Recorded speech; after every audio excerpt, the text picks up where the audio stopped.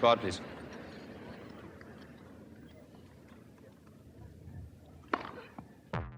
In a typical year, pro tennis players tour the globe collecting prize money, ranking points and trophies, stopping off at some of the world's major cities and performing in front of adoring crowds. But this, of course, is far from a typical year. The outlook and makeup of the 2021 season remains uncertain. But one day we will return to the normality we took for granted until the tour paused in March 2020. It's been a while, so let's refresh some memories on what a typical tennis season in the pre-pandemic era looked like. The calendar focuses around the 4 Grand Slams, the hot and humid Australian Open, the red clay of Roland Garros, the pristine whites and green grass of Wimbledon, and the glitz and glamour of the US Open. But there's more to life than the majors.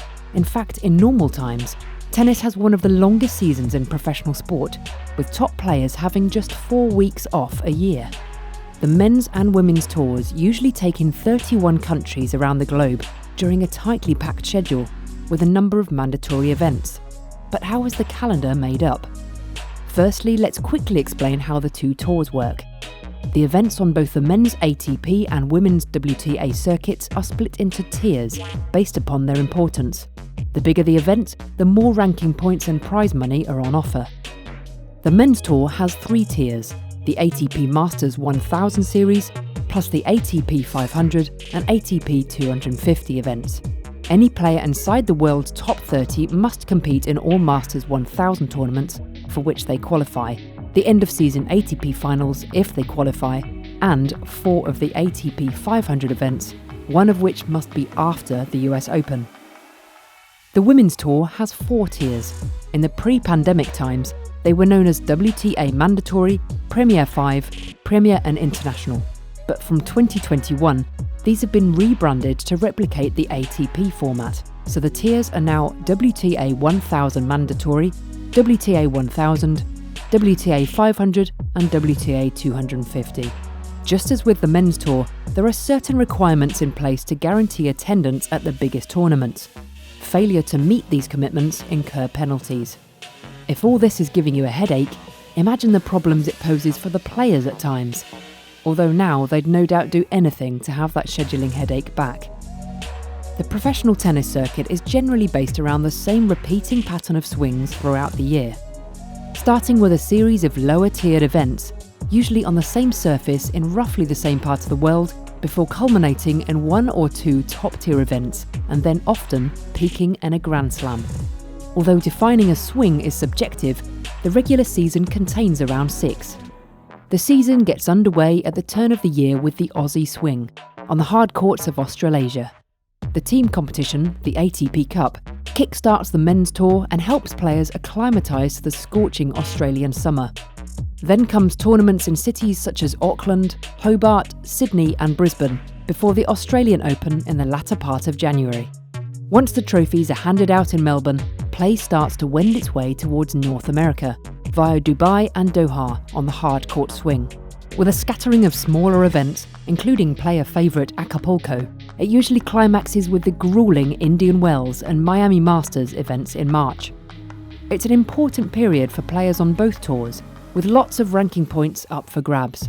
Only 10 players in tennis history have accomplished the so-called Sunshine Double by winning both events back-to-back. The circuit then switches surface for the first time with the start of the European clay court swing. A packed April and May offers a wealth of ranking points. The men have 3 Masters 1000 events, firstly in Monte Carlo, before being joined by the stars of the WTA in Madrid and Rome, ahead of the clay court finale at the French Open in Paris. After Roland Garros, the players undertake the technically difficult transition to grass. Whereas the spinning ball bites the clay surface, causing a higher bounce, on grass that same ball skids through and maintains more of its speed. Winning Roland Garros and Wimbledon in the same year is arguably the most difficult double in tennis. Only 4 men and 7 women have managed it to date. Since 2015, an extra week has been added to the grass court season, giving players more time to adapt to the grass court swing. And the men's Wimbledon tune-ups at Queen's Club in London and Halle in Germany have been upgraded to 500 events, further incentivising players.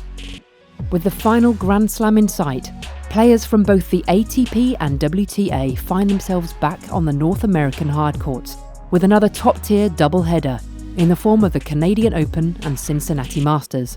Going deep in both events can give a player momentum just before the US Open, but can equally be another grueling pinch point in the tour calendar. Next up is the Asian swing, which plays a crucial role in the tour calendar as players scramble to gather enough points to qualify for the year-end tour finals. For the women, it includes the last WTA 1000 mandatory event in Beijing, before the WTA finals in Shenzhen. The men play their penultimate Masters event in Shanghai, followed by a mini-swing on the European indoor hardcourts, including the final Masters tournament in Paris. That is the preamble to the ATP finals in mid-November, which is now being hosted in Turin. But the men's season doesn't stop there. The reformatted Davis Cup incorporates a finals week in late November that sees 18 nations competing to be crowned world champions. The Fed Cup, renamed the Billie Jean King Cup, has its finals earlier in the year. Once that's all done, players get that long-awaited rest. That is, of course, before doing it all again just 4 weeks later.